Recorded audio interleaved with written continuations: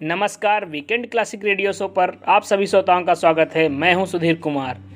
आज की कहानी है सीख जो जीवन बदल दे। एक राजा था जिसका नाम रामधन था। उनके जीवन में सभी सुख थे। राज्य का काम काज भी ऐसो आराम से चल रहा था। राजा के नैतिक गुणों के कारण प्रजा भी बहुत प्रसन्न थी और जिस राज्य में प्रजा खुश रहती है वहाँ की आर्थिक व्यवस्था भी दुरुस्त होती है। इस प्रकार हर क्षेत्र में राज्य का अच्छा प्रवाह था। इतने सुखों के बाद भी राजा दुखी था क्योंकि उसकी कोई संतान नहीं थी। यह गम राजा को अंदर ही अंदर सताता रहता था। प्रजा को भी इस बात का बहुत दुख था। वर्षों के बाद राजा की यह मुराद पूरी हुई और उसे एक पुत्र की प्राप्ति हुई। पूरे नगर में कई दिनों तक जश्न मना।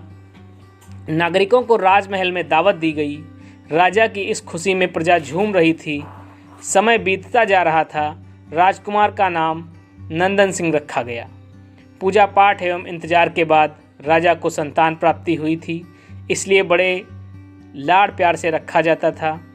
लेकिन अति किसी बात की अच्छी नहीं होती। अधिक लाड़ ने नंदन को बहुत बिगाड़ दिया था। बचपन में तो नंदन की सभी बातें दिल को लुभाती थीं, पर बड़े होते होते यही बातें बदतमीजी लगने लगती हैं। नंदन बहुत जिद्दी हो गया था। उसके मन में अहंकार आ गया था। वो चाहता था कि प्रजा सदैव उसकी जय जयकार करे, उसकी प्रशंसा करे। उसकी बात ना सुनने पर वो कोलाहल मचा देता था। बेचारे सैनिकों को तो वो पैर की जूती ही समझता था। आए दिन उसका प्रकोप प्रजा पर उतरने लगा था। वो खुद को भगवान के समान पूजता देखना चाहता था। आयु तो बहुत कम थी, लेकिन अहम कई गुना बढ़ चुका था। नंदन के इस व्यवहार से हम सभी बहुत दुखी थे। प्रजा आए दिन दरबार में नंदन की शिकायत लेकर आती थी, जिसके कारण राजा का सिर लज्जा से झुक जाता था। यह एक गंभीर विषय बन चुका था। एक दिन राजा ने सभी खास दरबारियों एवं मंत्रियों की सभा बुलाई और उनसे अपने दिल की बात कही कि वे राजकुमार के इस व्यवहार से अत्यंत दुखी हैं। राजकुमार इस राज्य के भविष्य हैं।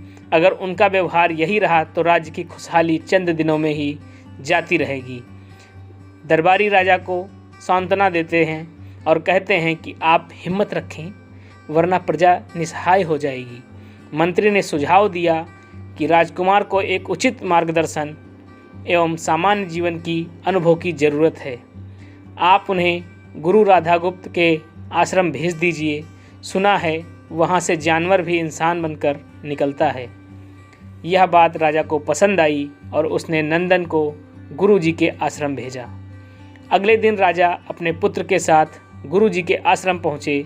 राजा ने गुरु राधागुप्त के साथ अकेले में बात की और नंदन के विषय में सारी बातें कही। गुरुजी ने राजा को आश्वस्त किया कि वे जब अपने पुत्र से मिलेंगे तब उन्हें गर्व महसूस होगा। गुरुजी के ऐसे शब्द सुनकर राजा को शांति महसूस हुई और वे सहर्ष अपने पुत्र को आश्रम में छोड़कर राजमहल में लौट गए।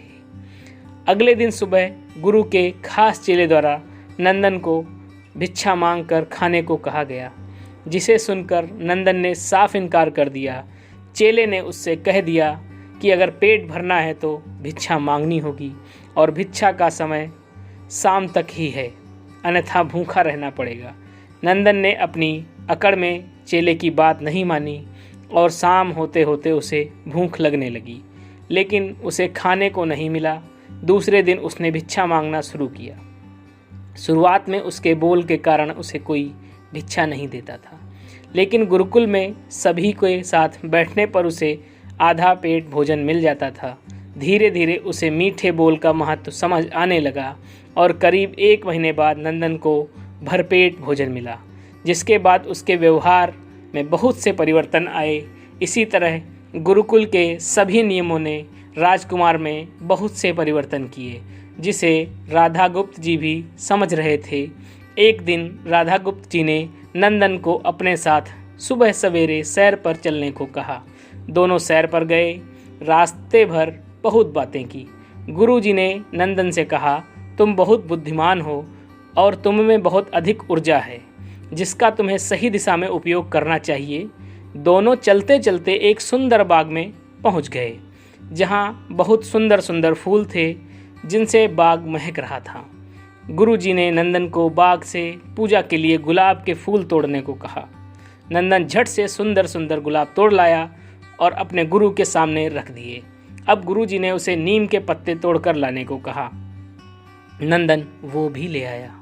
अब गुरुजी ने उसे एक गुलाब सूंघने दिया और कहा, बताओ कैसा लगता है। नंदन ने गुलाब सूंघा और गुलाब की बहुत तारीफ की। गुरुजी ने उसे नीम के पत्ते चखकर उसके बारे में कहने को कहा। जैसे ही नंदन ने नीम के पत्ते खाए, उसका मुंह कड़वा हो गया और उसकी बहुत निंदा की और जतर कतर पीने को पानी भी ढूंढने लगा। नंदन की यह दशा देख गुरुजी मुस्कुरा रहे थे। पानी पीने के बाद नंदन को राहत मिली। फिर उसने गुरुजी से हंसने का कारण पूछा। तब गुरुजी ने उससे कहा कि जब तुम गुलाब का फूल सूंघ रहे थे तो तुम्हें उसकी खुशबू बहुत अच्छी लग रही थी और तुमने उसकी तारीफ़ की, लेकिन जब तुमने नीम की पत्तियां खाईं तो तुम्हें वो कड़वी लगी और तुमने उसे थूक दिया और उसकी निंदा भी की। गुरुजी से नंदन को समझाया, जिस प्रकार तुम्हें जो अच्छा लगता है तुम उसकी तारीफ़ करते हो, उसी प्रकार प्रजा भी इसमें गुण होते हैं, उसकी प्रशंसा करती है। अगर तुम उसके साथ दुर्व्यवहार करोगे और उनसे प्रशंसा की उम्मीद करोगे तो वे भी यह दिल कभी नहीं कर पाएंगे। इस प्रकार जहाँ गुण होते हैं वहाँ प्रशंसा होती है। नंदन को सभी बातें विस्तार से समझ आ जाती हैं। वो अपने महल लौट जाता है। नंदन में बहुत परिवर्तन आता है और वो बाद में एक सफल राजा बनता है। कहानी की शिक्षा यह है कि गुरु की सीख ने नंदन का जीवन ही बदल दिया। वो एक क्रूर राजकुमार से न्यायप्रिय दयालु राजा बन गया। इस कहानी से हमें यही शिक्षा मिलती है कि हमें गुण होंगे तो लोग हमेशा पसंद करेंगे, लेकिन अगर हम अवगुणी हैं तो हमें प्रशंसा कभी नहीं मिलेगी। धन्यवाद। नमस्कार।